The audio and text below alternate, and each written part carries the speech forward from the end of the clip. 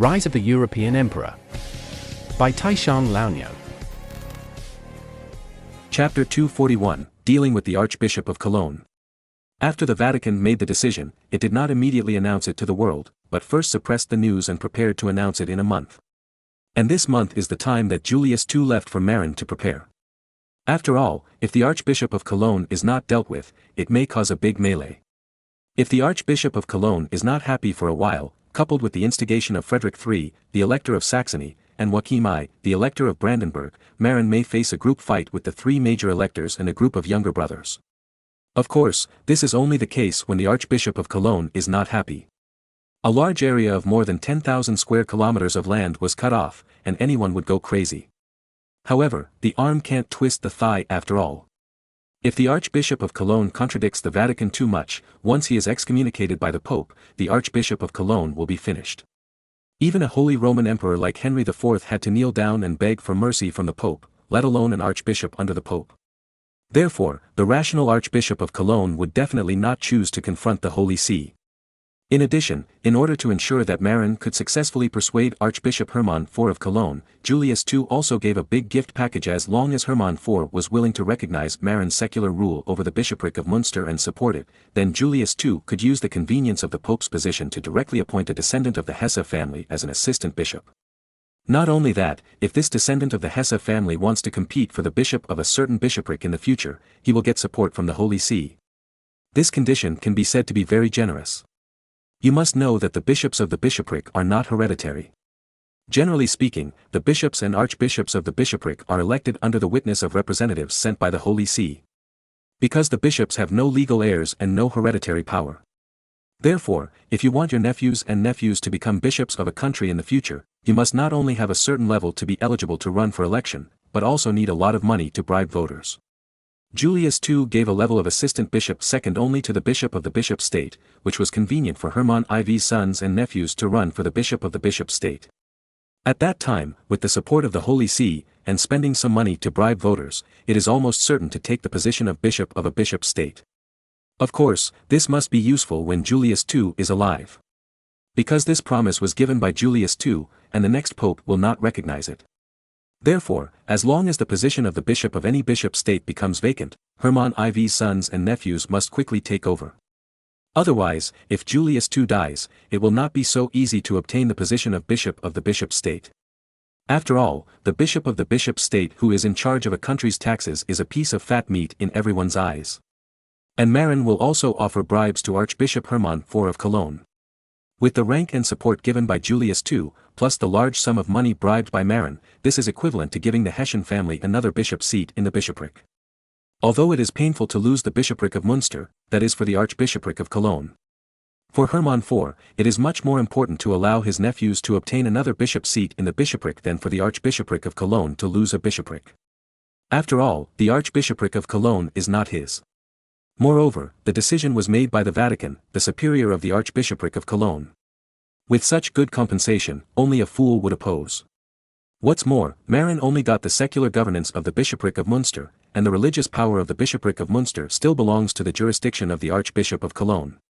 Of course, this is not the most important thing. The most important thing is that the tithe of the bishopric of Munster will not be stopped, and it will continue to pass through the Archbishop of Cologne. After Kohler got the clear news, in order to let Marin know quickly, he directly arranged several men, one with 3 horses, to go north overnight without sparing any horsepower. If 2 horses died, just buy 2 more on the way. Although Rome is several thousand kilometers from Aurich, Marin received the news in 5 days without sparing any horsepower. Then, he personally led people to the south urgently, carrying a large amount of gold coins, to Cologne to talk with the Archbishop of Cologne. What? Are you kidding? Count Marin, you actually want to divide up my largest vassal, the bishopric of Munster. The bishopric of Munster is indeed the largest bishopric under the management of the Archbishop of Cologne, which is larger than the Archbishopric of Cologne itself. And Osnabrück? Are you crazy? In the living room of the Archbishop of Cologne's residence in Bonn, Hermann IV was really furious after hearing Marin's intention. Lord Hermann, this is not my decision, it's the decision of the Holy See. I sent troops to help the Holy See expel Caesar Borgia's army and conquer the prosperous Republic of Florence. Therefore, the Pope and the cardinals of the College of Cardinals unanimously decided to give me the secular and religious power of the bishopric of Munster and the bishopric of Osnabrück, which are still in your hands. How could the Holy See make such a decision? And why didn't I know about the situation? How did you know it first? Hermann IV suppressed his anger and asked doubtfully. He even suspected that Marin was a liar. It's like this, Lord Hermann. After making this decision, His Holiness the Pope was afraid that you would be unable to get over it and openly oppose the order of the Holy See. Therefore, he sent someone to inform me as soon as possible. Then, I will come to consult with you. About 20 days later, the specific order will be announced. His Holiness hopes that you can cooperate with his first important secular decree. But the content of this decree is too ridiculous, isn't it? Hermann IV dared to bet that he had never heard of such a ridiculous order. It's like this. Our great new Pope Julius II is determined to unify Italy. However, it is difficult to do this with the army of the Papal States. Therefore, before taking over as Pope, he thought of using the army of other countries to help him fulfill his wish to unify Italy. My 7,000 main forces not only helped the Holy See to stabilize the security of the Papal States, but also helped to conquer the Republic of Florence. Now, my 7,000 troops are all left in Rome and they can't come back. However, in return, the adults of the Holy See unanimously decided to reward me with the secular governance of the bishopric of Munster. In fact, this is to set an example for other countries to tell everyone that it is good to work for the Holy See. Marin explained the original intention of the Holy See in detail to Archbishop Hermann IV of Cologne. After considering it, Hermann IV had to admit that this method was indeed useful. Using German territory in exchange for Italian territory is a sure win for the Holy See. However, the Holy See's move is to use the generosity of the German bishopric in exchange for its own interests. Especially, this first generosity was directed at him. That was the bishopric of Munster, the largest bishopric under the jurisdiction of the Archbishop of Cologne. So, he said angrily, why is it Munster? And Osnabrück? Can't it be somewhere else? Because the bishopric of Munster is closest to East Frisia. Moreover, the adults in the Holy See made corresponding rewards according to the area of the Republic of Florence. After all, the total area of the Republic of Florence is much larger than the bishopric of Munster and the bishopric of Osnabrück combined. Nonsense. As for being close to East Frisia, I remember that the bishopric of Utrecht also borders East Frisia. Why not Utrecht? Marin thought to himself that although Utrecht is not small, it is not as big as the bishopric of Munster. Of course, the most important thing is that the bishopric of Munster is close to the Ruhr area in the south. How can we develop steam engines in the future without coal? If we want to develop industry, we must first take over the Ruhr area. If we take the bishopric of Utrecht, although agriculture is developed, what's the use? Industry is the future development trend. By the way, Lord Hermann. The Pope asked me to tell you that if you agree to this and support it, he is willing to directly give your family's descendants the title of auxiliary bishop. Then, if a bishopric in Germany becomes vacant, the Holy See will support your nephew to directly run for the bishop of that bishopric. Really? Hermann IV was stunned, but soon realized that the Holy See had to make corresponding compensation. After all, it was not fair to take away the largest bishopric of Munster and the bishopric of Osnabrück from the Archbishop of Cologne. Hermann IV quickly calculated the gains and losses in his mind, and finally found out that for the Archbishopric of Cologne, this time it was a big loss. However, for Hermann IV and the Hesse family, it was a big profit. Just when Hermann IV was hesitant, Marin spoke again, "My lord, I think your nephew will need a lot of money to run for the bishop of the bishop state. I have 200,000 gold coins here, please accept it." 200,000, Hermann IV's eyelids jumped. Back then, when he ran for the Archbishop of Cologne, the poor Hesse family sold everything they had, but only managed to collect 120,000 gold coins, and finally helped Hermann IV win the election of the Archbishop of Cologne. 200,000 gold coins, almost quadrupled. It only takes hundreds of thousands of gold coins to run for the elector archbishop, and 70,000 or 80,000 is definitely enough to run for the bishop of the general bishop state. Marin sent 200,000, which is definitely a lot of surplus. Under the huge temptation of gold coins and the position of a bishop of a preparatory bishop state, Hermann IV finally calmed down his anger and decided to support Marin in taking over the secular power of the bishop state of Munster and the bishop state of Osnabrück. Anyway, this is the decision of the Holy See, not his decision. If the sky falls, there will be someone taller to support it. Next, Marin continued to visit the 6 metropolitan bishops who were very powerful in the Archbishopric of Cologne. These people's appetites were not as big as the Archbishop of Cologne. After each of them dropped 50,000 gold coins, they all knelt down and expressed their willingness to cooperate with the actions of the Holy See. In this way, Marin relied on gold coins to open the way and got the 7 most powerful figures in the Archbishopric of Cologne. Once the Holy See's decree is issued, the Archbishopric of Cologne will not object to Marin's acquisition of the secular governance of the Bishopric of Munster and the Bishopric of Osnabrück. Of course, Hermann IV repeatedly emphasized that the right to appoint bishops in the Bishopric of Munster and the Bishopric of Osnabrück still belongs to the Archbishop of Cologne. Marin naturally doesn't care about such details. Anyway, it's not a big deal. At most, he can bribe the Archbishop of Cologne and let him choose a new bishop who agrees with him. Chapter 242 Tinplate. After dealing with the extremely powerful figures in the Archbishopric of Cologne, Marin did not go to the capital of the Bishopric of Munster, Munster City, to continue bribing the Bishop of Munster, but led the team back home directly. Marin felt that it was better not to let the Bishopric of Munster know the news at this time. If they have bad ideas, it is easy to get the news in advance, which will give them time to prepare. Anyway, his army is ready. When the time comes, the Holy See will order him to rush directly into the Bishopric of Munster with his army. Unlike the Archbishop of Cologne and those metropolitan bishops, this decision of the Holy See is equivalent to depriving the Bishop of Munster of his secular power and directly affecting his interests. However, the Archbishop of Cologne and those metropolitan bishops did not suffer any direct losses. Therefore, the Archbishop of Cologne and several metropolitan bishops are easily persuaded, while the Bishop of Munster, as a party whose interests are damaged, is not so easy to say. Even if he cannot resist openly, it is still easy for the Bishop of Munster to secretly trip up Marin after he has been in charge of the Bishopric of Munster for many years. Therefore, Marin plans to take him by surprise. Wait for the order from the Holy See, and then lead the army to the city of Munster.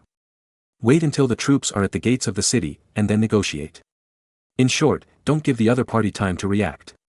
In addition, because Marin had not considered the Osnabrück bishopric before, he had not sent his men to the Osnabrück bishopric to collect intelligence. Now, it is time to send people to the Osnabrück bishopric to collect intelligence, so as to avoid problems due to insufficient intelligence when the army passes by. The Osnabrück bishopric is just a weak bishopric, and it can only exist safely because of the protection of the Holy See and the reputation of the Archbishop of Cologne. This country has a small territory and weak strength. If it were not for its powerful backing, it would have been destroyed long ago. Therefore, the Osnabrück bishopric and the Munster bishopric are different. The Bishop of Munster is a powerful one. After all, there are not many countries in Germany with a land area of more than 10,000 square kilometers. Therefore, the Munster bishopric is still more difficult to deal with. As for the Bishopric of Osnabrück, as long as it dispatched 10,000 troops to besiege the city, and it had been abandoned by its backers, it was only a matter of time for it to surrender. What's more, Marin heard that the army of the Bishopric of Osnabrück had a total of only 700 to 800 people, and its combat effectiveness was average. The Bishopric of Munster, on the other hand, had 5,000 standing troops and was a powerful country. After all, to support 5,000 mercenaries, the salary alone would cost nearly 90,000 gold coins a year, and not every country had so much money to support so many mercenaries. It can be seen that the financial situation of the Bishopric of Munster was quite good. Of course, the strength of the Bishopric of Munster was not in Marin's eyes. If it weren't for the fear that the Elector of Saxony and the Elector of Brandenburg would intervene, the 5,000 troops of the Bishopric of Munster alone would be nothing in Marin's eyes. Don't you see that the Duke of Saxony's 20,000 elite troops were defeated by Marin? What about 5,000 troops? After returning to East Frisia, Marin asked Schwartz to step up the training of new recruits. Because of the urgency of time, this batch of recruits, especially the last 5,000 recruits, may not be able to train for 3 months as originally planned. Maybe they will have to set off after more than a month of training. Therefore, Schwartz's training task is very heavy. Fortunately, with the assistance of the 200 young officers who came out of the crash course, this batch of recruits can form a certain combat effectiveness as soon as possible. After all, the power of example is infinite. With the guidance of 200 officers with rich theoretical experience, it is unknown how high the combat effectiveness is, but it is definitely much faster to complete the training requirements than without these officers. In order for the recruits to form combat effectiveness as soon as possible, these 200 officers with solid theoretical foundation are not enough. For this reason, Marin selected 1,200 veterans from the veterans and replaced 1,200 recruits from the recruits. The recruits who were replaced, led by the veterans, naturally got started quickly. In the recruit unit, on average, there is one veteran as a squad leader for every 10 people. Under the leadership of these veterans, the recruits can also get familiar with the business faster. At the same time, when encountering a battle, under the leadership of these veteran squad leaders, they can adapt quickly. After all, with the words and deeds of veterans, recruits can adapt faster. Before going on the expedition, Marin had been thinking about a problem, that is, the problem of domestic security. After Marin came up with the tactics of artillery bombardment plus gunpowder barrel explosion, the Oak City Gate became a decoration facing the artillery. George's example of conquering Leeuwarden told Marin that the cities in his own country might also be conquered by the enemy with the same tricks. Although the city of Auric has replaced the 4 large iron gates, it is no longer worried about being damaged by the enemy's artillery bombardment. However, other cities have not yet. Especially the Duchy of Schleswig, which may face Danish retaliation at any time, is the most dangerous. You know, the Danes suffered from Marin, but they obviously learned Marin's tricks. If the gates of the Duchy of Schleswig were still oak gates, they would be easily broken by the Danes with the same tricks. Originally, Marin planned to wait until the zinc from the Terra lead zinc mine was in place, smelt zinc, make thick tinplate, cover the city gate, and then he would not have to worry about the enemy's bombardment. After all, the shells of this era are all iron balls, and the power of the stimulant is not great. As long as the city gate is covered with iron sheets, it will be difficult for the enemy to break through. Just like the East China, the city gates are covered with copper sheets and painted red, so they are not afraid of the bombardment of ancient smoothbore cannons. However, in Europe, it is very unrealistic to cover the city gates with copper sheets. Because the cost is too high. Europe is not the Ming dynasty. In the Ming dynasty, the exchange rate of silver and copper was as high as 1 to 130 or more. The price of copper was very cheap, so it was naturally possible to use copper sheets and copper nails to cover the city gates. But what about Europe in this era? The silver-copper exchange rate is 1 to 15. Using copper sheets to cover such a large city gate is definitely something that only local tyrants can do. However, covering it with ordinary iron sheets is useless. After a few rains, it will rust immediately. Rusty iron sheets will break down as soon as they are hit by shells, and they are completely useless. However, the Terra lead zinc mine has just been acquired, and the mine has not even been explored. There is no time to make tinplate to cover the city gates in East Friesland, Oldenburg and Schleswig. And replacing the city gates in these 3 regions with large iron gates is too expensive, even for Marin, it is a bit unaffordable. An iron city gate weighs at least 7 or 8 tons, and a city needs several. There are several cities in a county. In short, the consumption of iron is too amazing. At present, blast furnace ironmaking is not popular in Europe. Ironmaking is simply replaced with ordinary charcoal furnaces, with low output and poor quality, but the price is very high. Therefore, it is very unreliable to popularize iron doors in the cities of the 3 countries. After thinking about it, Marin suddenly remembered the tinplate commonly used on tin cans in later generations. Just soak the iron sheet in tin liquid for hot plating, and you can easily get rust-proof tinplate. Tinplate has a very good anti-rust ability. The only disadvantage is that the tin layer on the iron sheet cannot be damaged. Otherwise, the damaged tin-plated point will become a diffusion point for the iron sheet to rust. Galvanized tinplate perfectly avoids this disadvantage. Because, even if the galvanized layer is damaged a little, as long as the scope is not large, it is not a big deal, and it can continue to be used. Therefore, Marin thought of using zinc. Moreover, the Terra lead zinc mine in Ireland has a large zinc reserve, and it accounts for 10% of the ore content. The reserve is large, and the cost of refining it will be very low. At least, it is much lower than tin. But now, Marin has no time to wait for the Terra lead zinc mine to produce zinc. Because the war could break out at any time. So, after thinking it over again and again, Marin decided to use all the 15 tons of tin in reserve, which was originally intended to be used to make counterfeit coins, to make tinplate. Before the Terra lead zinc mine produces zinc, cover the city gate with tinplate sheets for a while. When zinc is produced, replace it with tinplate sheets. As for the situation where the tinplate tin layer is prone to problems once it is damaged, Marin quickly thought of a solution. Nailing the tinplate sheet to the city gate will only cause damage to the tin layer in the nail eyes. Therefore, Marin decided to nail the iron sheet with iron nails to make nail holes before tinning. Then, put it in the tin liquid for hot dip. In this way, when nailing the tinplate sheet to the city gate, as long as the nails are nailed in the nail holes and as careful as possible, the tin layer will not be damaged. As long as the tin layer is not damaged, the tinplate can be used for a long time. Even if the enemy attacks with artillery, the city gates covered with tinplate sheets can hold out for a long time. In fact, Marin urgently made tinplate sheets this time and distributed them to the cities in the controlled area for use, that is, to withstand this wave. Once Marin successfully controls the bishopric of Munster and the bishopric of Osnabrück, 20,000 troops will be freed up, and it doesn't matter whether there are tinplate sheets to cover the city gates. Whoever dares to invade his own territory will be directly hit back. However, when Marin is concentrating on conquering and controlling the bishopric of Munster and the bishopric of Osnabrück, Marin cannot spare his hands to take care of other places during this period of time. Therefore, it is still necessary to distribute some tinplate sheets and nail them on the city gates of domestic cities so that they can withstand the enemy's attacks for a period of time. Chapter 243, Marching South. A month passed quickly. Before the new soldiers of Marin were trained, the Pope's decree was delivered.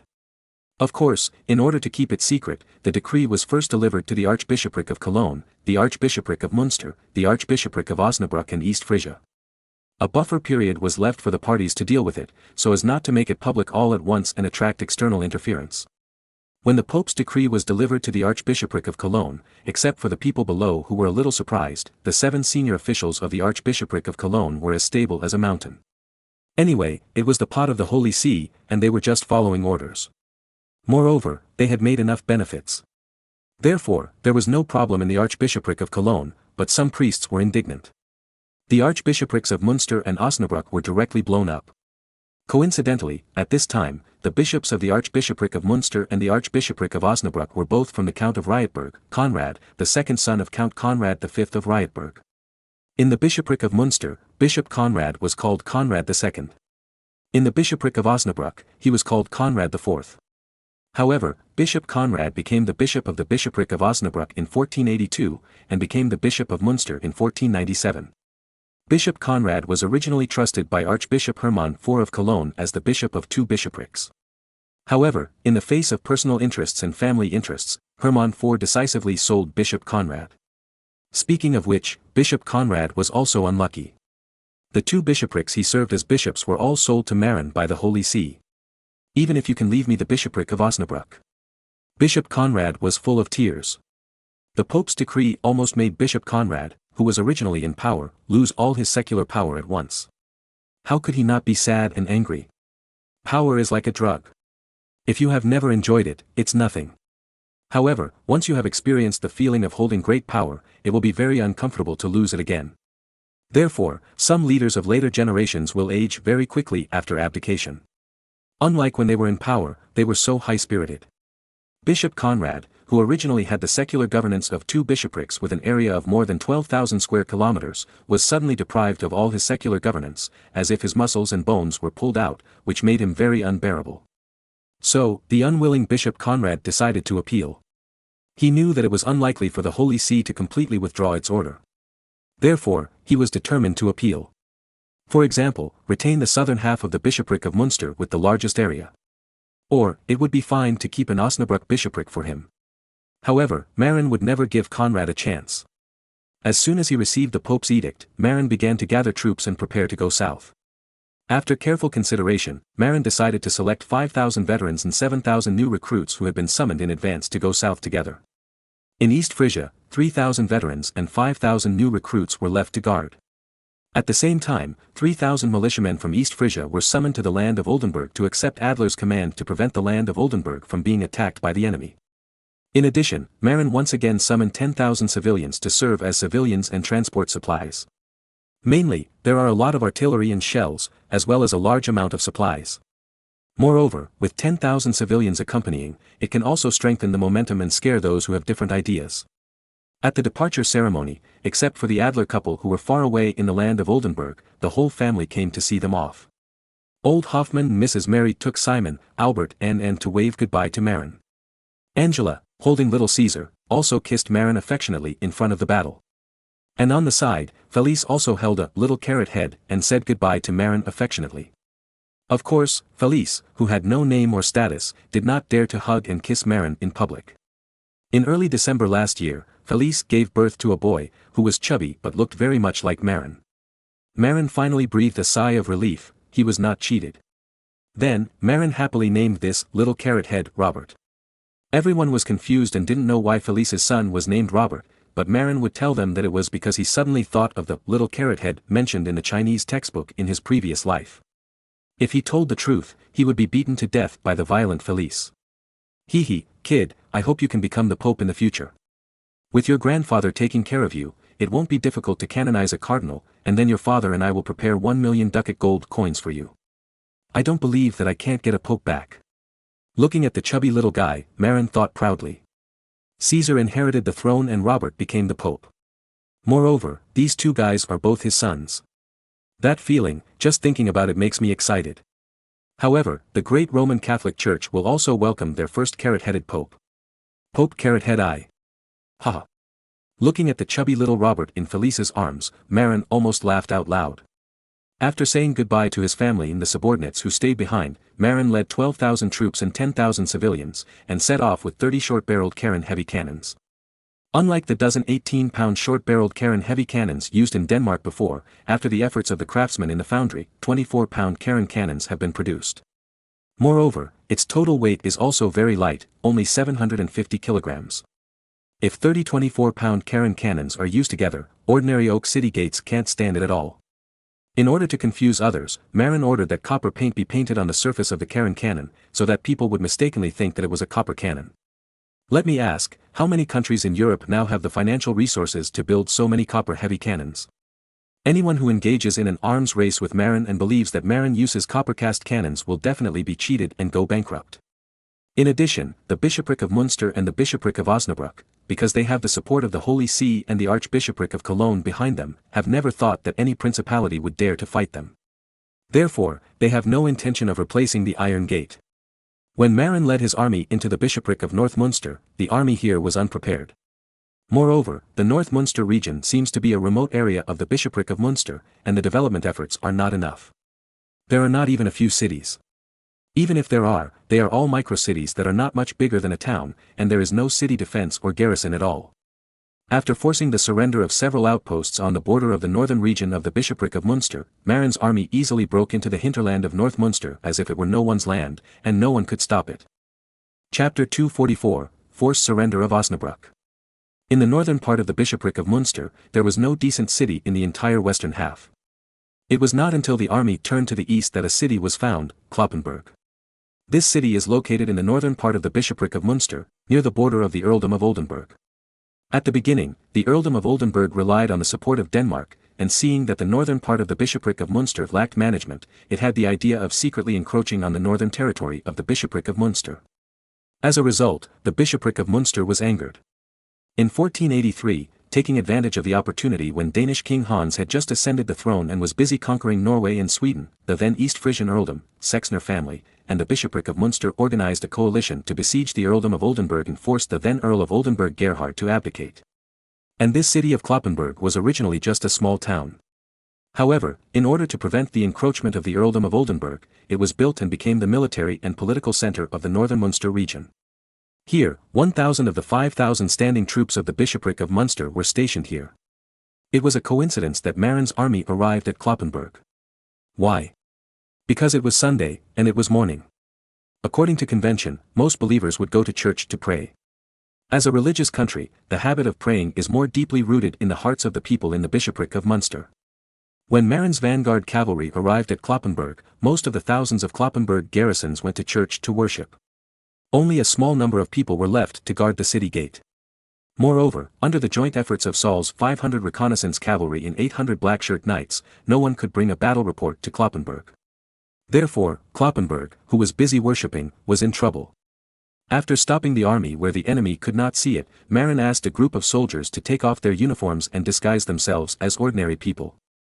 At the same time, a batch of baggage wagons filled with food were brought to the front.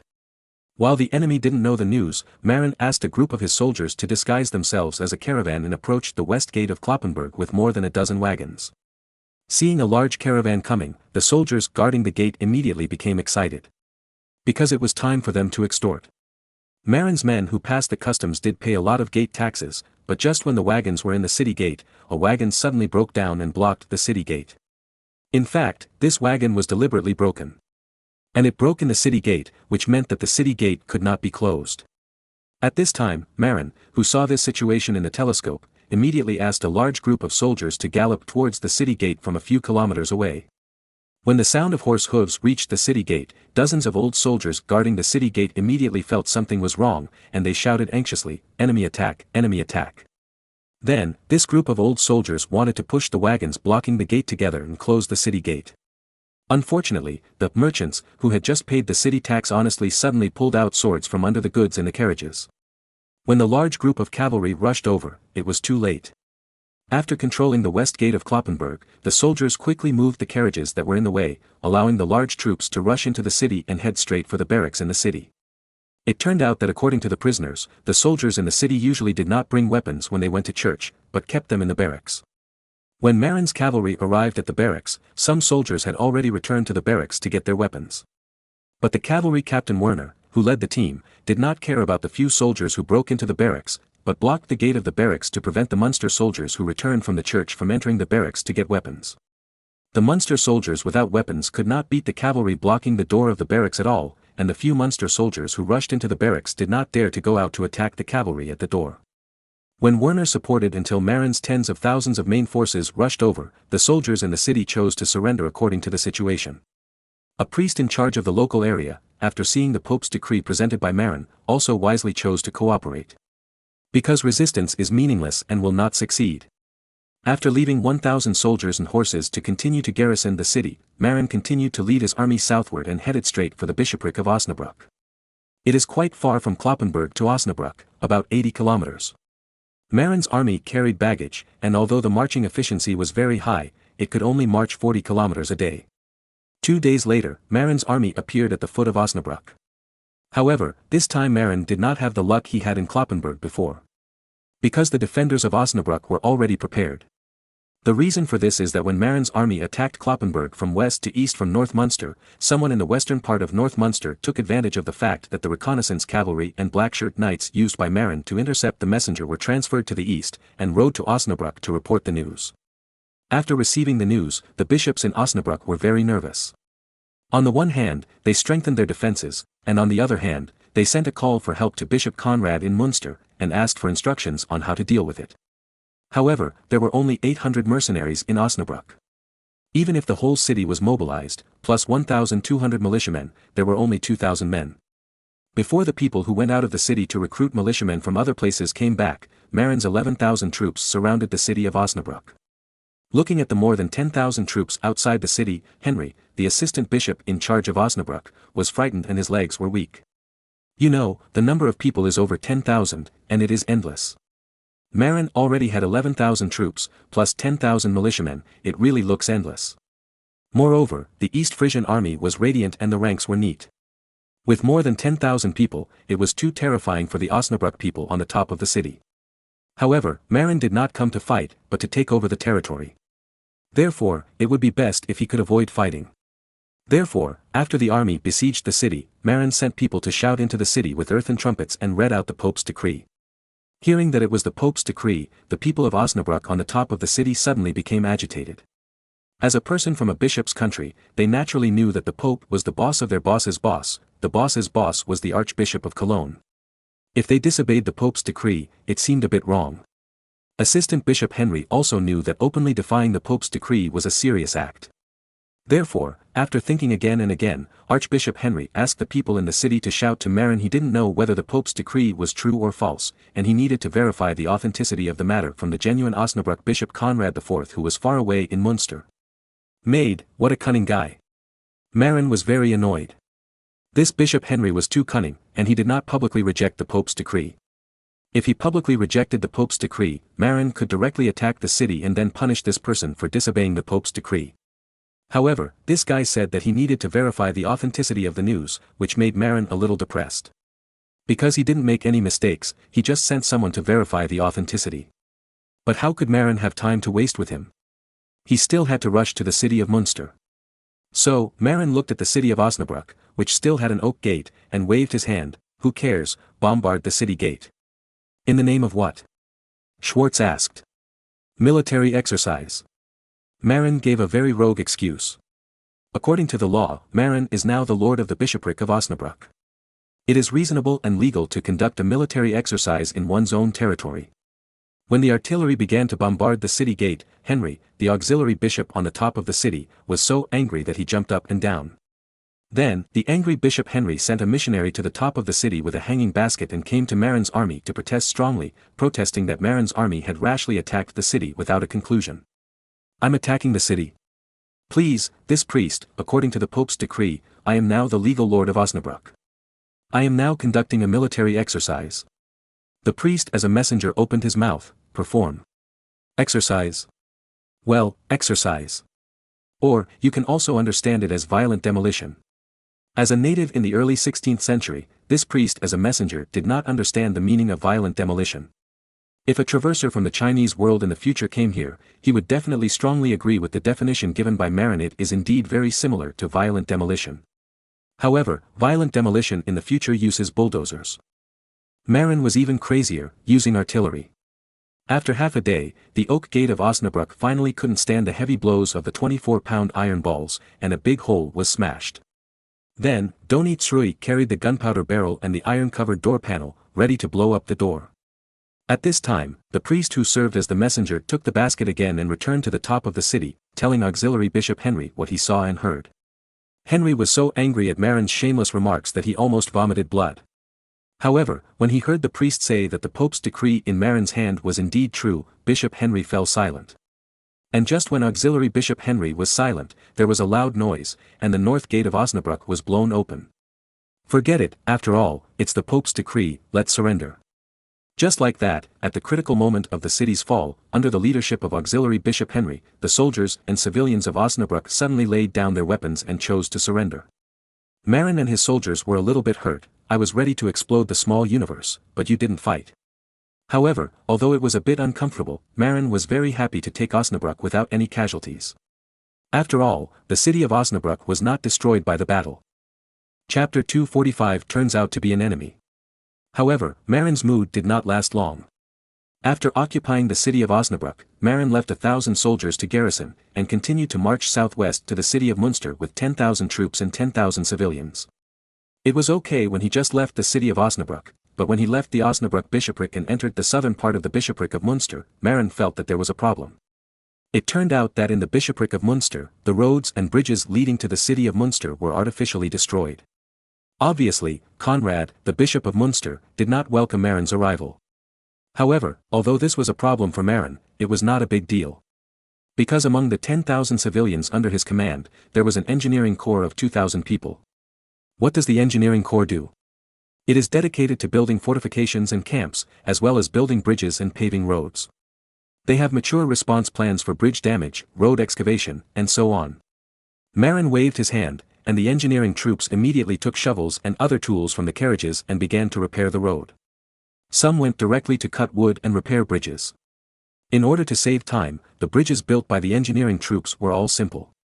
For example, if the river is very narrow, the logs are directly placed on both sides of the river and covered with wooden boards. If the river is too wide, the cut logs are tied into rafts, and then connected together to make a floating bridge for the army to pass. In this way, although the road was destroyed, Marin still arrived at the city of Münster with his army 4 days later and surrounded it. Just after Marin surrounded the city of Münster, Bishop Conrad of Münster sent someone to deliver a letter. In the letter, Bishop Conrad angrily questioned Marin - "Why have you always been at odds with my Rietberg family?" "At odds with the Rietberg family? What do you mean?" Marin was a little confused. "I was the one who robbed you of your right to rule, so how could I become at odds with your family?" Moreover, the Rietberg county was just a small county, with an area of only a few hundred square kilometers, not worthy of attention. However, Schwartz next to him remembered something. "Master, you seem to have forgotten the old things a few years ago." "What do you mean?" Marin asked in confusion. "Elizabeth, the wife of the former East Frisian tyrant Edisard I, is the daughter of Count John I of Rietberg." "Ah. I remember it. But didn't I send that Elizabeth back?" At that time, Marin killed people in the East Frisian county. However, considering the unspoken rule that nobles of other countries cannot be killed. Moreover, Elizabeth of Rietberg did not give birth at the time, so Marin sent her back. "Yes, you sent her back, but you sent her back after killing her husband." Schwartz was a little speechless. "You killed someone's husband, how could you not make an enemy?" In fact, Bishop Conrad is Princess Elizabeth's uncle. However, when Marin captured East Frisia, Bishop Conrad had just become the Bishop of Munster and had not yet taken control of the situation and was unable to organize an army to attack Marin. Moreover, his niece was not killed, and he endured it at the time. Besides, his niece Elizabeth did not leave offspring with Edisard I, and Edisard I was also killed. Even if he sent troops to retake East Frisia, it would be useless. Because a widow without children cannot inherit the throne. After returning, Princess Elizabeth suffered from depression and no longer wanted to remarry. Instead, she entered a convent and became a nun. At the beginning, Bishop Conrad was very displeased with Marin because of this incident and wanted to teach Marin a lesson. However, after the 20,000 troops of the previous Duke of Saxony, Albrecht, were defeated, Bishop Conrad gave up his plan to retaliate against Marin. After all, Bishop Conrad did not think that he was stronger than Saxony. However, Bishop Conrad did not expect that after a few years, Marin, who had bullied his niece, would get through the relationship with the Holy See and bully him. This is simply against the Rietberg family. Marin, who learned the truth, was a little embarrassed. He really didn't target the Rietberg family specifically, but the other party was too coincidental, and was a stumbling block on his way forward. Marin also moved them away, and he really didn't intend to target them. But the people of the Rietberg family were really unlucky. Why did they always stand in front of Marin, the traverser and the protagonist, waiting to be moved away? The East Frisian state was indeed the family from which Marin's mother came. Although they had faked the marriage between nobles and commoners, the blood inheritance was real. Then there was the Bishop of Munster. Who told you to be just south of the East Frisian state, and the area was so large? If Marin wanted to expand, of course he had to choose neighboring countries. In this way, the territory can be connected, management is convenient, and resources can be easily allocated uniformly.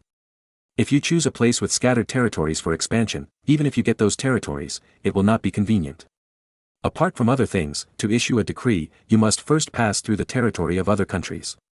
Even to transport food and other materials, you have to pass through the territory of other countries. Moreover, in this era, nobles of various countries have the bad habit of setting up checkpoints to collect taxes. If those territories are separated from the mainland by several countries, a car of grain transported back to the mainland may be subject to several tolls. Therefore, Marin would rather choose to collide with a powerful country like Denmark, and take the opportunity to take over the earldom of Oldenburg, just to expand his territory and facilitate management. Otherwise, if Marin gets a piece of territory in the southern inland of Germany, he will not be able to manage it well.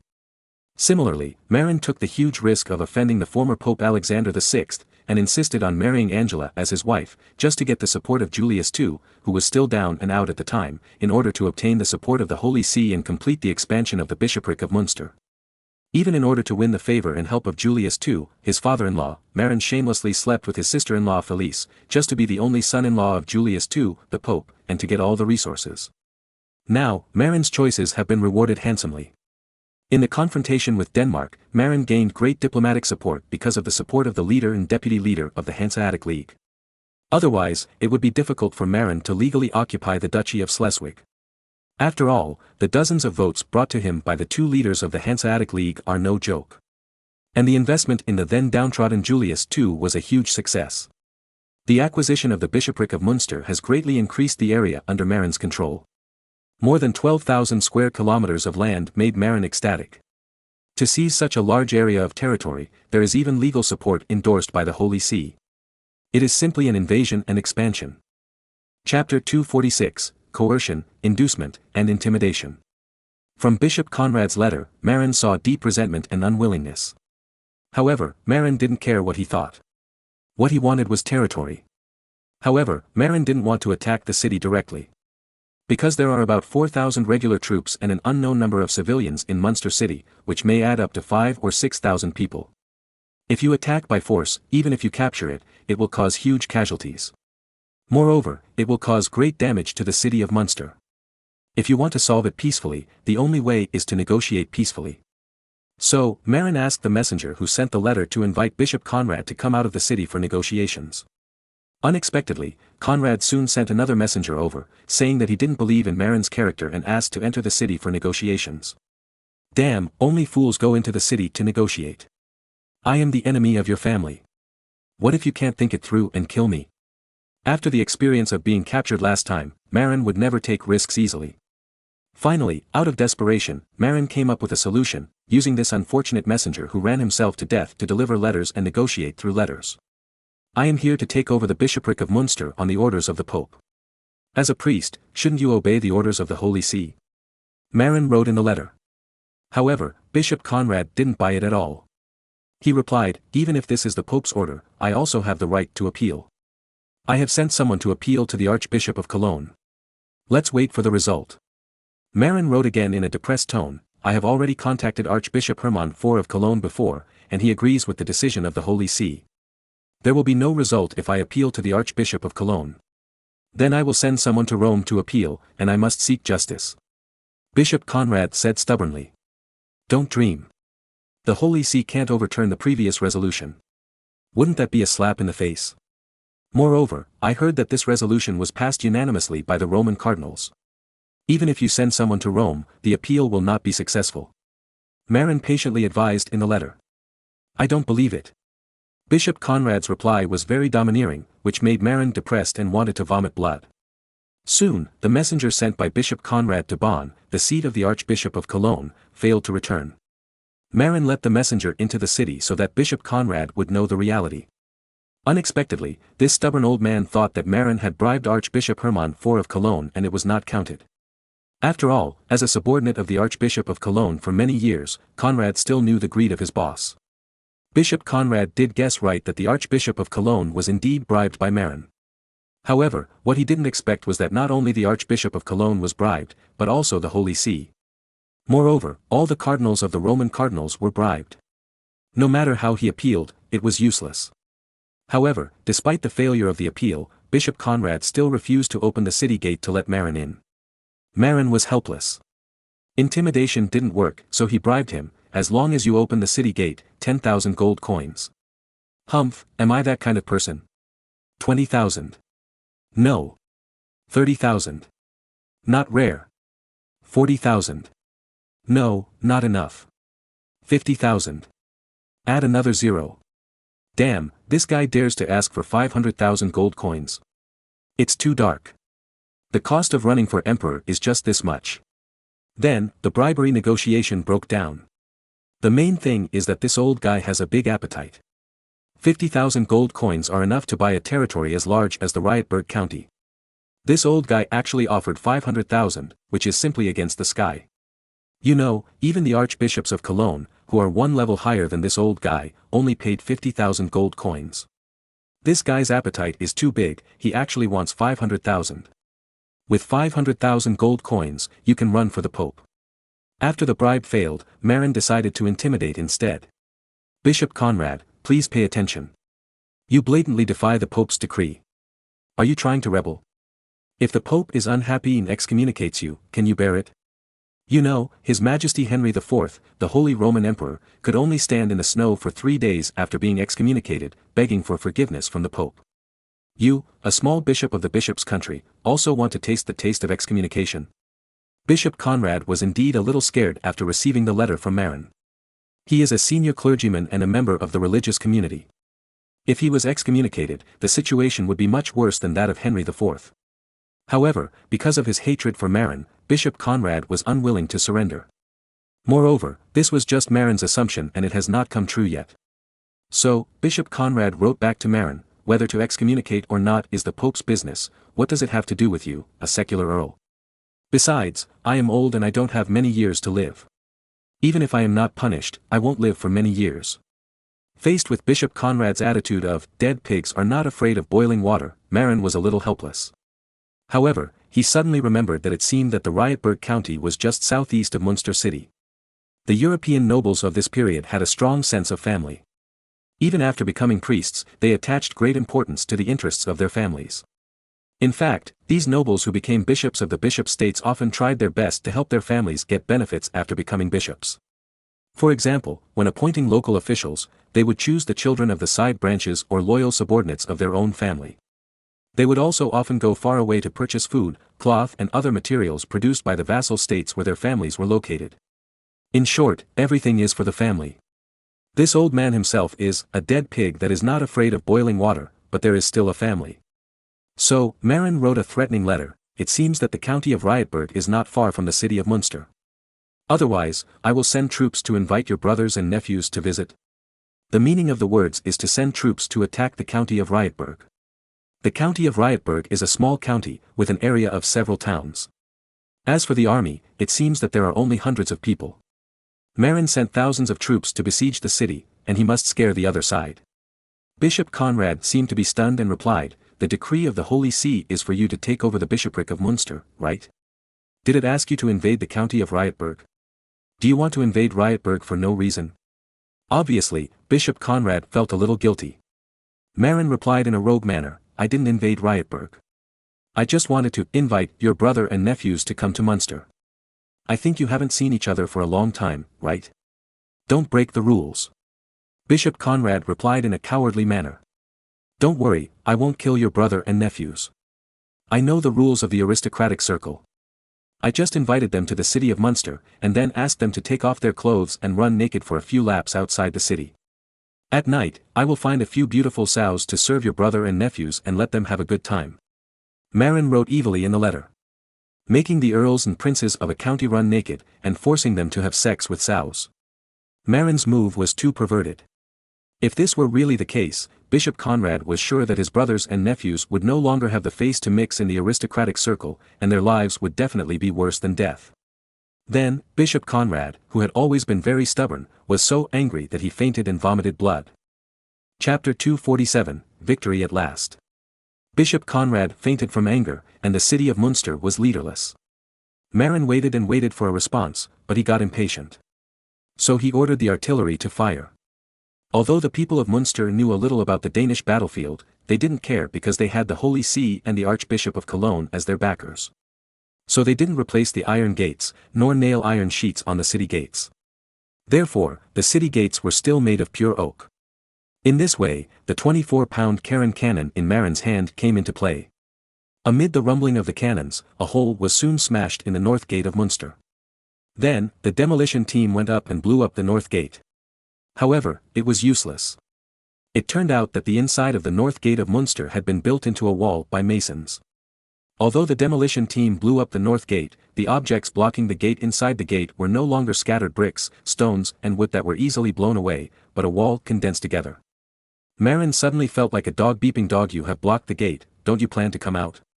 Then, he wrote a letter in anger and handed it to the city through a hanging basket, saying, "I am going to the Rietberg state in the southeast to arrest people."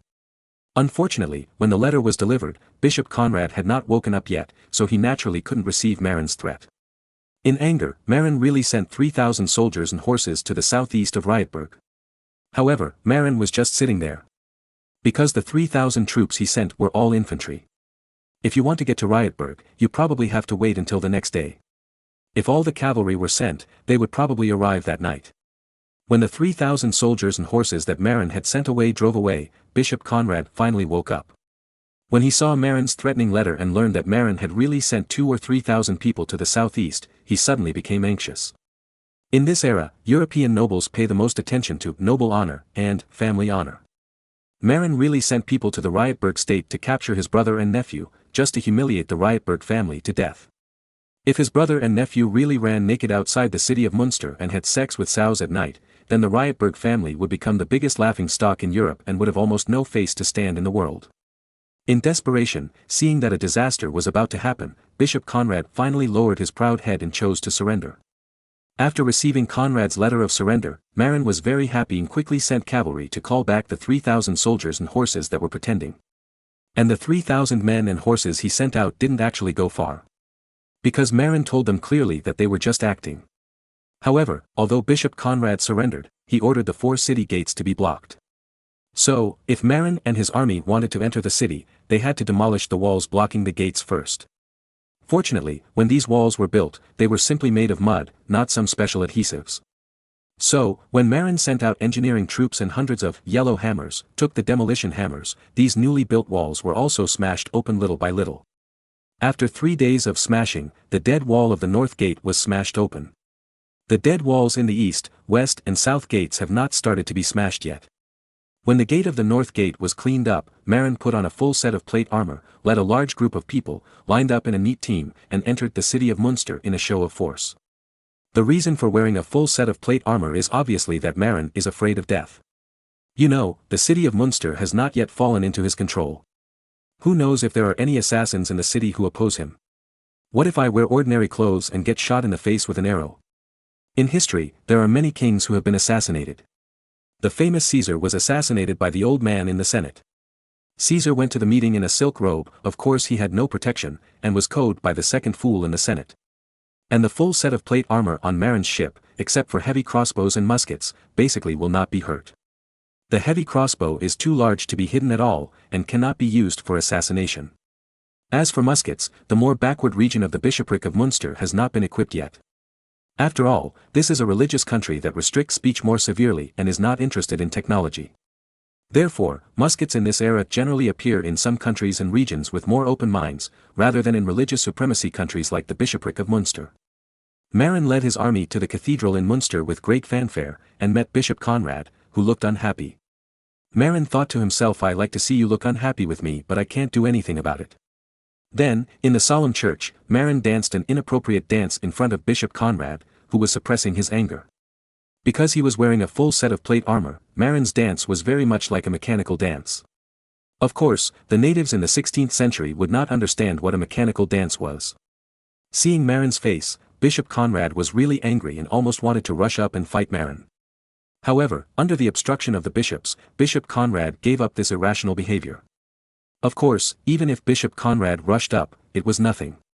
Marin was wearing a full set of plate armor, and even had a raised protective armor on his crotch.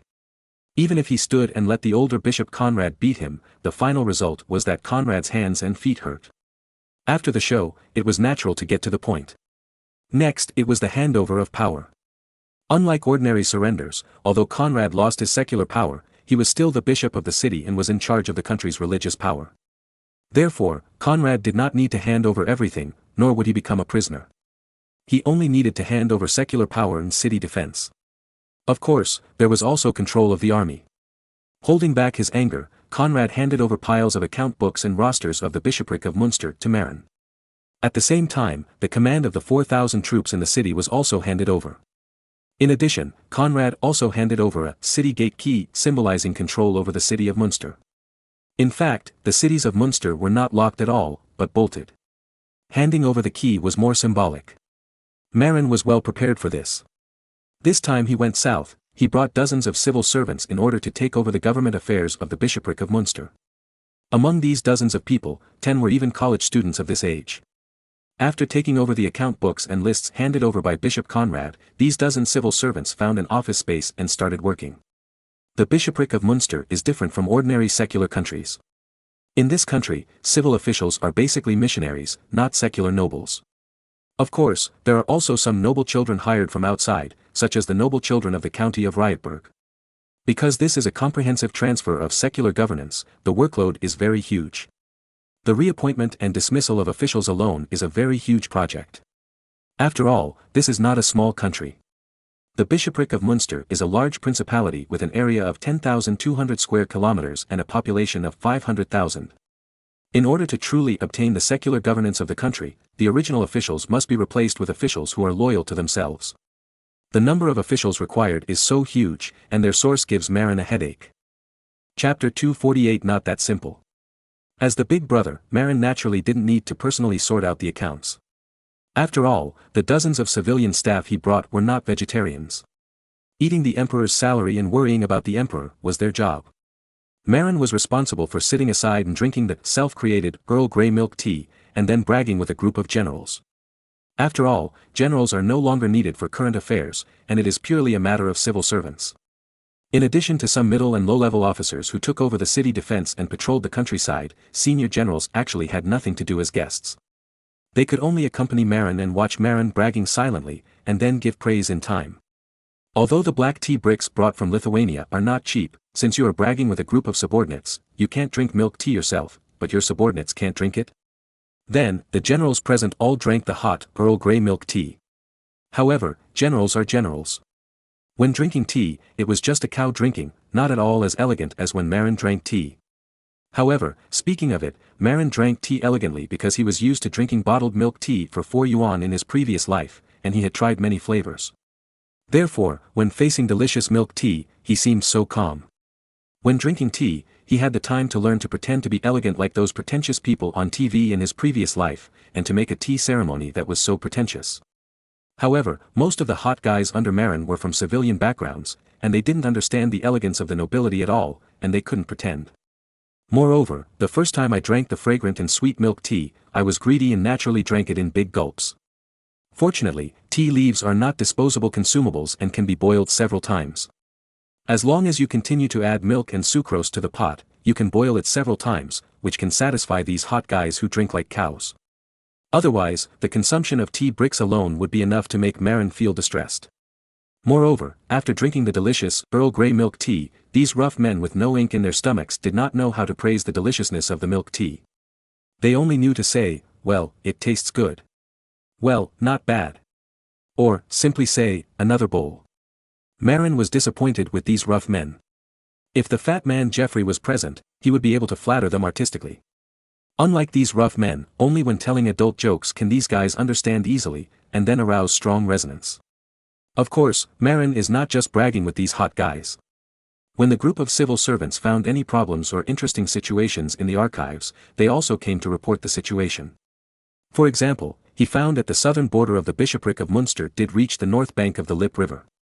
The territorial division of the Ruhr area south of the Lippe River is very complicated. Between the south of the Lippe River and the Emscher River, between the Lippe River and the Ruhr River, not counting the territory of the Principality of Kleve on the Rhine River, there are about several hundred square kilometers of land called Westrecklinghausen, available for inspection.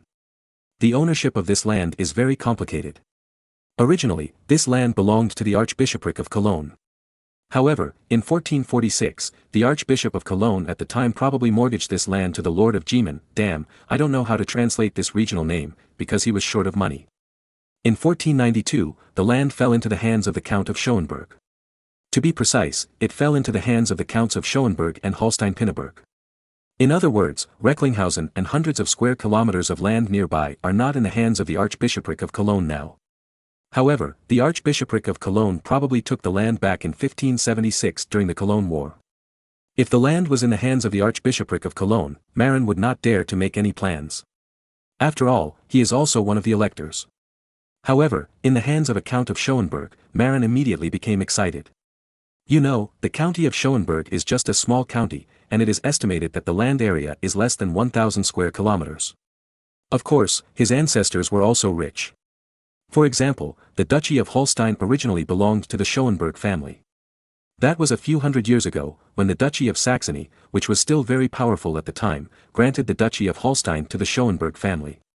However, later, the tyrannical King of Denmark took the Duchy of Holstein from the Schauenberg family, and only retained 6 small territories belonging to the Duchy of Holstein, including Holstein-Isho, Holstein-Kiel and Holstein-Pinneberg. However, the only territory that has persisted until now is Holstein-Pinneberg, which is still in the hands of the Schauenberg family. The other 5 territories have either died out or been deprived by successive Holstein dukes. In fact, the people of the Schauenberg family were dukes of the Duchy of Schleswig. However, they were later abolished by the Danes. But no matter what, the country owned by this family is just a small country. There is still a great chance to get Westrecklinghausen from them. After all, that is a coal-producing area in the Ruhr area. Essen, south of Westrecklinghausen, is currently nominally under the jurisdiction of the Archbishopric of Cologne. However, the people of Essen have obtained autonomy through redemption.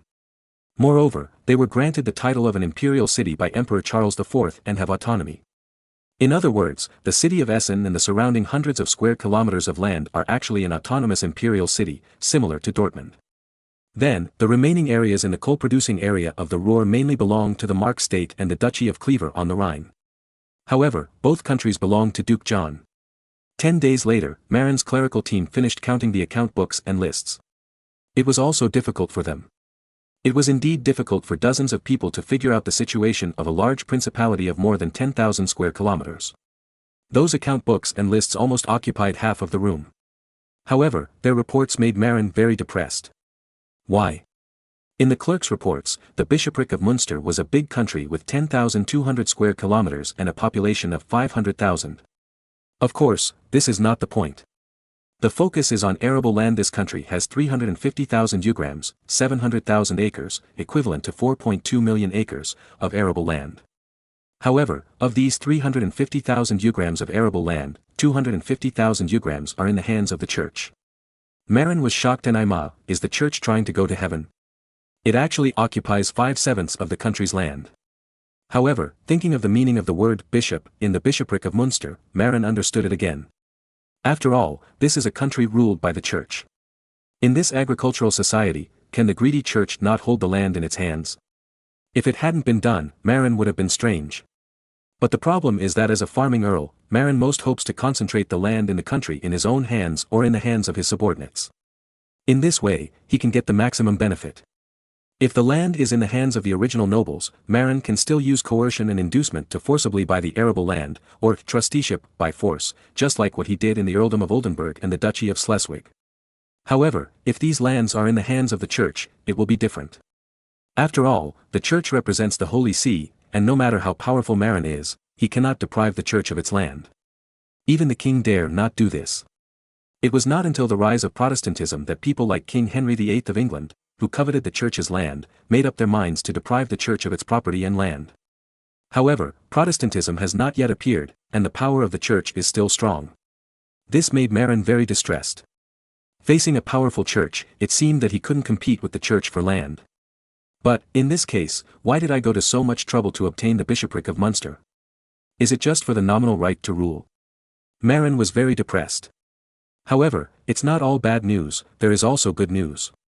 The good news is that the land controlled by the church is basically in the southern Munster area. After all, the core area of the bishopric of Munster is in the south, and the city of Munster is also here.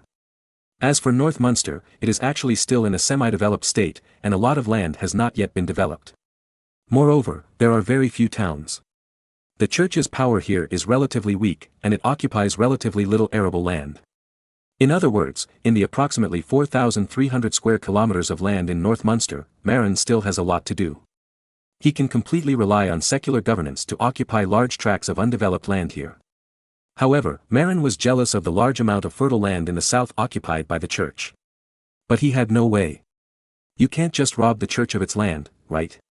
How about, in the upcoming Protestant Reformation, I secretly support the Protestant revolutionaries, clean up the bloodbath in South Minster, and clear out the church's power? Suddenly, Marin had such a vicious idea in his mind. It seems that it has not been many years since Martin Luther launched the Reformation. At that time, he was in his prime, so he could use Protestantism to clean up the church power entrenched in South Minster. When those priests were killed by the Protestant revolutionaries, he could completely burn the land ownership files and take most of the fertile land in South Minster for himself. Chapter 249, Spring Outing Fun. After careful consideration, Marin decided to abandon the 5,000 standing troops of the former bishopric of Munster and the 800 standing troops of Osnabrück. The reason for this is that these 5,800 mercenaries are old mercenaries with bad habits. Absorbing them into the army will only lead the new recruits astray and reduce the combat effectiveness of the army. You know, these old mercenaries are proficient in stealing, killing, and robbing. If they are retained, military discipline will definitely be corrupted. Marin's army is different. They are all honest and simple rural youths sent by Marin from rural areas of Germany. Before they joined the army, they had not yet contracted the bad habits of ordinary mercenaries. After entering Marin's army, it is even more impossible to contract these bad habits. Otherwise, they will be severely punished by military law. Therefore, Marin would rather go to the German countryside and recruit some honest rural youths to train them all over again, rather than recruit those old mercenaries. However, if the war is tight, Marin doesn't mind hiring them temporarily. Although he plans to dismiss these 5,800 people, Marin is very worried that after they are dismissed, they will be hired by their enemies. At that time, these people will become his enemies. You know, the combat effectiveness of the mercenaries of the Bishop of Munster is still good in the general army. If it weren't for the fact that Bishop Conrad of Munster was not righteous, and the pressure of the Pope's decree, if these mercenaries had defended the city of Munster and fought a war with themselves, Marin's army, which was mainly composed of the new army, might suffer a great loss. After all, the other side has the advantage of the terrain and the city gates are blocked. If you want to seize Munster by force, you can only use the tactics of stacking lives. Marin didn't want to hire this army, but he was worried about them leaving, so he was in a dilemma. Why not give it to His Majesty the Emperor? Marin suddenly thought of this. After all, Maximilian I would definitely need more troops to fight the Swiss hegemony war. However, the scale of 5,800 people is too large, and the poor emperor may not be able to afford it. While thinking about the problem, Marin habitually tapped the table with his fingers, making a tap-tap sound. On the table where his fingers were tapping, there was a map of Europe. Marin looked down and found that his fingers were tapping on the map of Ireland. Yes, send these people to Earl Edward. Marin slapped his head and finally came up with a good idea. Earl Edward now has only 8,000 mercenaries and 2,000 conscripts recruited from Ireland. But those conscripts are only responsible for serving tea and water to the auxiliary troops. It is unlikely that they have any combat effectiveness. Moreover, most of Earl Edward's army are French mercenaries. Basically, Edward's fate is still controlled by the French. If the French don't play with him, Earl Edward will be finished. Therefore, Earl Edward actually needs an armed force to balance with the French mercenaries. And these 5,800 German mercenaries seem to be very good. In Edward's army, there were originally 3,000 French mercenaries and 2,000 Swiss mercenaries. Now, with the addition of 2,000 French mercenaries and 1,000 Scottish mercenaries, the number of French mercenaries under Earl Edward has reached 5,000. Moreover, the 2,000 Swiss mercenaries were actually hired with the help of France. If this 5,800-man German mercenary army is given to Earl Edward, it will not only balance the influence of the French army, making Earl Edward have more say, but also greatly increase Earl Edward's strength. After all, with these 5,800 people, the number of regular troops in Edward's hands will reach 13,800, the 2,000 conscripts can be ignored. Such strength can completely withstand the counterattack of the English. Thinking of this, Marin immediately suspended the action of disbanding this mercenary and stabilized them first. Then, he wrote a letter to inform Fangor, the representative of the North Sea Chamber of Commerce who had already gone to the island of Ireland, and asked him to come and take over the mercenaries and take them to Ireland. Because of the large number of people, the consumption is also huge. Marin knew very well that Earl Edward currently had no ability to pay the commission. Therefore, Marin planned to take out the money in the name of the North Sea Chamber of Commerce to support these 5,800 people and help Earl Edward fight. At the same time, he also relied on this army to expand the North Sea Chamber of Commerce's voice in Earl Edward. After solving this headache, Marin was in a good mood, so he took a group of men to ride horses to enjoy the spring. After all, it was just the end of April, a good time for the bright spring. In this bright and beautiful spring season, it seems that animals are also having something. When Marin and a group of his men dismounted to enjoy the flowers by the Sea of Flowers, an extremely embarrassing scene appeared. His uncastrated warhorse Karl actually broke free from the reins, ran to a red mare not far away, pounced on it from behind, and did shameful things. Looking at Karl with a slutty face, Marin felt that his face was lost by this guy. What made Marin laugh and cry was that the owner of the red mare, a civil servant, actually shamelessly praised Karl for his majesty. It felt that Karl went to his mare, which was a blessing for him to cultivate for 8 generations. This kid has a future. He is so good at flattering. Marin gave an appreciative look. Unexpectedly, this guy got even more excited. Seeing Marin's admiring eyes, this shameless civil servant actually ran to help Karl push his butt, as if it was Marin who was doing that thing, which was extremely shameless. Looking at the unbearable scene in front of him like a piece of hair, Marin wanted to cover his face in shame. Fortunately, although the horse's penis is very big, the mating time is really short. It only took a short while for Karl to finish. After finishing, Karl stood up on his front legs and neighed to the sky, as if he had done something great. Should I find a veterinarian to castrate this guy? Marin thought, touching the short beard on his chin. Karl is too energetic, not as quiet and steady as those castrated stallions. Every spring, Karl would be restless when he saw the mares, which was embarrassing for Marin. However, Marin thought about it and still couldn't bear to do it. After all, Karl has been with him for 8 or 9 years. From the young pony at the beginning, he has grown into a middle-aged horse. In another 3 to 5 years, he will retire. Although he is middle-aged, he still has a lustful habit, which is quite like a dirty uncle. However, Karl is still very loyal and brave to himself. At the beginning, when Cage knocked him unconscious and took him away, Karl actually followed Cage's horse and ran into Hyde City, unwilling to leave his side. Forget it, let this guy go.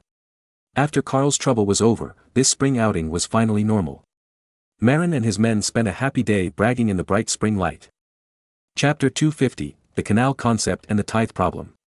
On the second day of the spring outing, Marin couldn't sit still again, and planned to take Schwartz and other confidants to check out some terrain and mineral deposits on the north bank of the Lippe River. According to the memory of geography class in the previous life, Marin remembered that the distribution range of coal mines in the Ruhr area was very large. Although the main mining areas are concentrated in the southern half of the Ruhr area, that is, the area north of the Ruhr River occupied by the Mark state now. However, there are many coal mines in other areas. For example, there is a group of coal mines south of the Ruhr River, probably south of the river section near Bochum. In addition, there are several coal mines on the west side of the Rhine River near the Ruhr River. And some areas north of the Lippe River seem to have some coal mines. So, taking advantage of the spring light, Marin took a few confidants and a large group of guards, rode horses, ran to the north of the Lippe River, and went to look for coal mines. In addition, Marin also had a grand idea, which was to dig a canal between the Lippe River and the Ems River to facilitate the transportation of coal and other goods. Now, after occupying the bishopric of Munster, the Ems River has basically become an inland river in the territory controlled by Marin. The Lippe River is the southern border of the bishopric of Munster. If a canal can be dug from the Lippe River to the Ems River, then the coal in the Ruhr area can directly follow the canal from the Lippe River into the Ems River, and then go all the way to the estuary of the Ems River Emden. Ada's steam engine has been invented, and the future will definitely enter the steam engine era. Then, the transportation of coal will also become a top priority. If you take the Rhine route, go out to sea first, and then transport it to the coast of East Frisia, the safety of transportation cannot be guaranteed. After all, to transport coal from the Ruhr area out of the Rhine River to the sea, you have to pass through 3 or 4 principalities. It is not only easy to be taxed, but also easy to be blocked by others. The transportation route is very dangerous. If a canal is open from the Lippe River to the Ems River, then the entire transportation is in your own country. In that case, coal transportation does not need to be taxed by others, and no one will intercept it. Not only that, in addition to coal, the transportation of other goods will also be greatly facilitated. After all, these days, water transportation is much more convenient than land transportation, with lower costs and larger cargo volumes.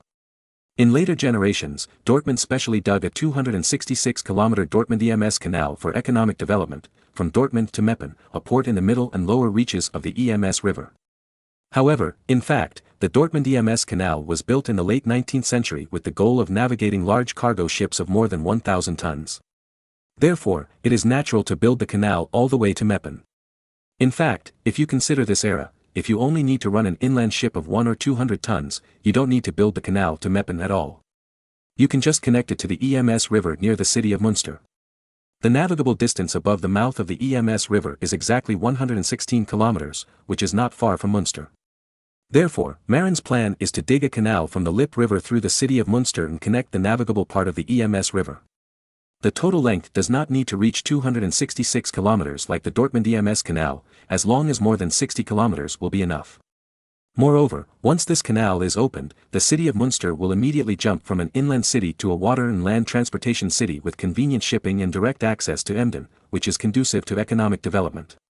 At the same time, because the Ems River and the Rhine River are connected through this canal, the economy of the riverside areas along the canal and the lower reaches of the Ems River in the Bishop of Munster will be driven by the convenience of water and land transportation. Marin, Schwartz and others looked along the Lippe River and did not see the so-called coal mine, but saw the flat terrain, which looked very suitable for digging canals. No wonder the Germans in later generations dug canals such as the Dortmund-Ems Canal and the China-Germany Canal here to facilitate domestic freight. However, Marin knew that with his current financial and technical level, he could only dig a weakened version of the Dortmund-Ems Canal. The navigable ships were also set by Marin to be around 200 tons, rather than the 1,350 tons specified in the Dortmund-Ems Canal and the Sino-German Canal in later generations. After all, the canal is now dug without mechanical help, and can only be dug manually.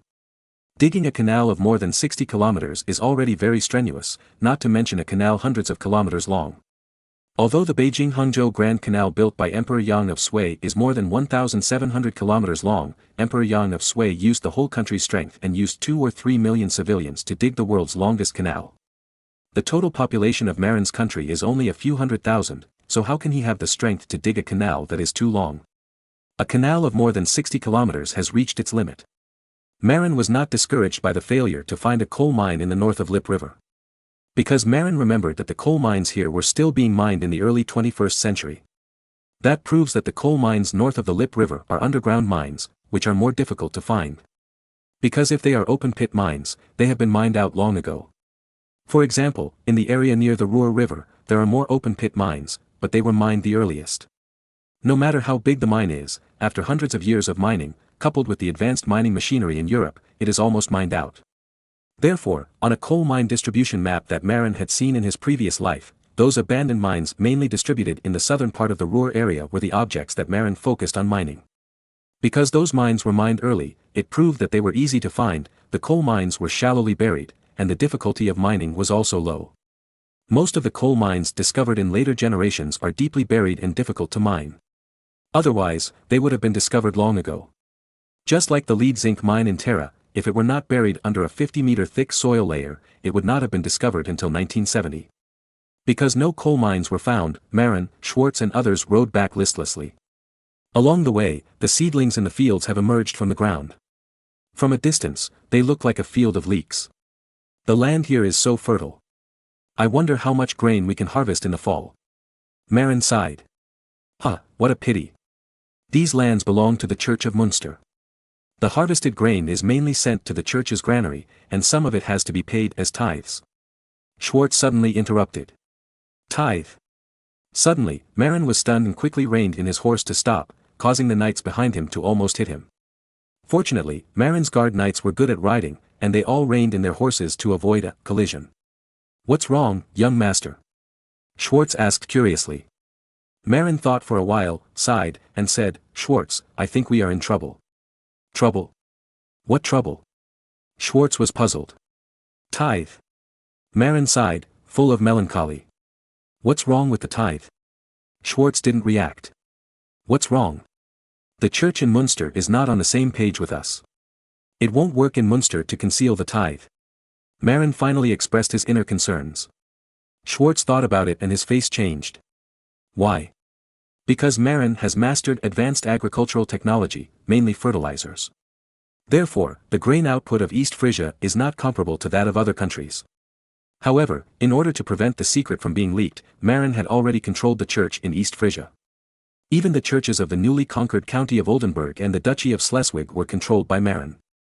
In this way, the secret of Marin's high grain yield was concealed. When the church collected tithes, it still collected according to the previous amount, rather than 1/10 of the amount in the case of high yield after using fertilizers. The reason why the churches in the county of East Frisia, the county of Oldenburg and the Duchy of Schleswig are easier to control is that they are all secular countries, and the church power has been suppressed. As long as Marin coerces and bribes them, they have to cooperate with the princes. But the bishopric of Munster is different. Although Marin has obtained its secular governance, the church power in the bishopric of Munster is too strong. In addition, Marin cannot interfere with religious power for the time being, and the current Bishop Conrad still has a grudge against Marin. In this way, when the autumn harvest comes, the church will collect tithes and will definitely not help Marin conceal it. If Marin used new agricultural technology in the bishopric of Munster, resulting in a surge in grain production, Marin is almost certain that the priests sent by Bishop Conrad to the fields to collect tithes will definitely report this secret. And Conrad, the bishop who is destined to be at odds with Marin, will definitely spread this secret.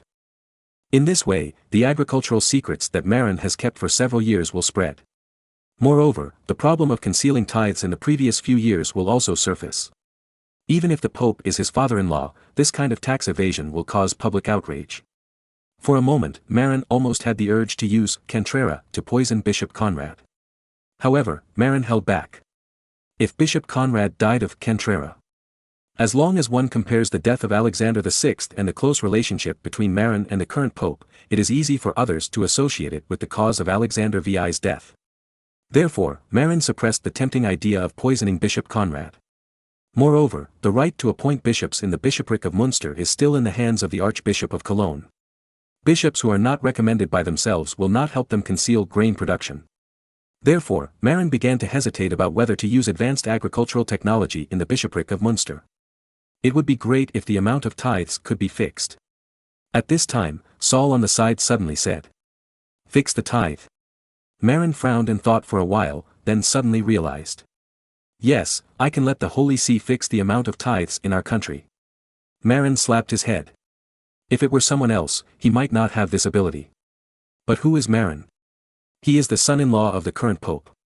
As long as he makes another contribution to the Holy See, let his father-in-law, the Pope, find a reason to set the tax rate of tithes in East Frisia and other Marin's territories. Isn't it a simple matter?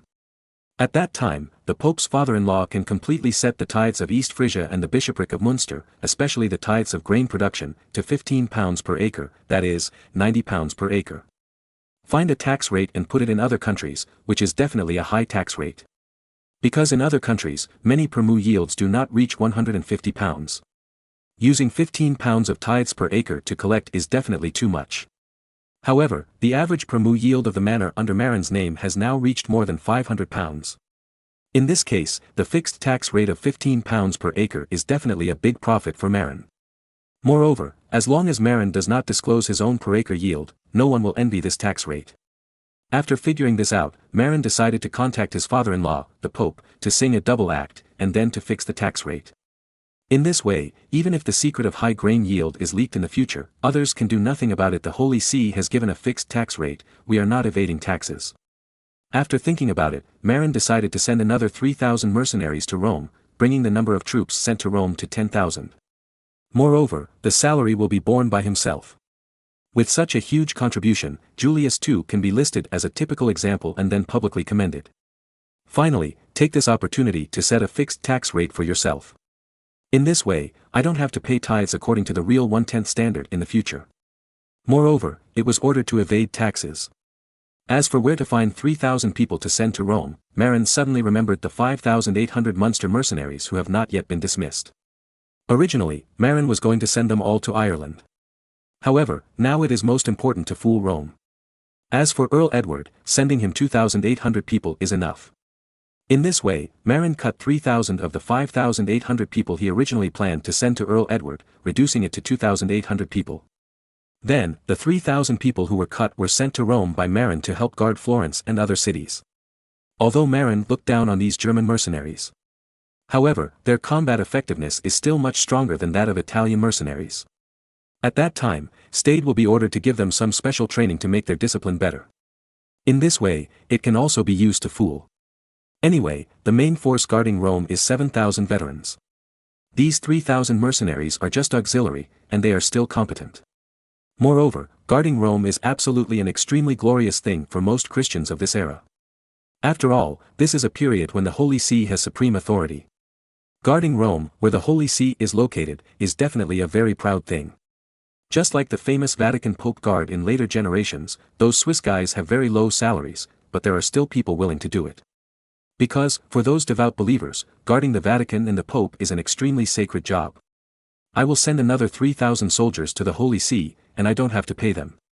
In that case, Julius II can find a good excuse to give himself a benefit and fix the amount of tithe. Then, he can evade taxes without worrying about being exposed.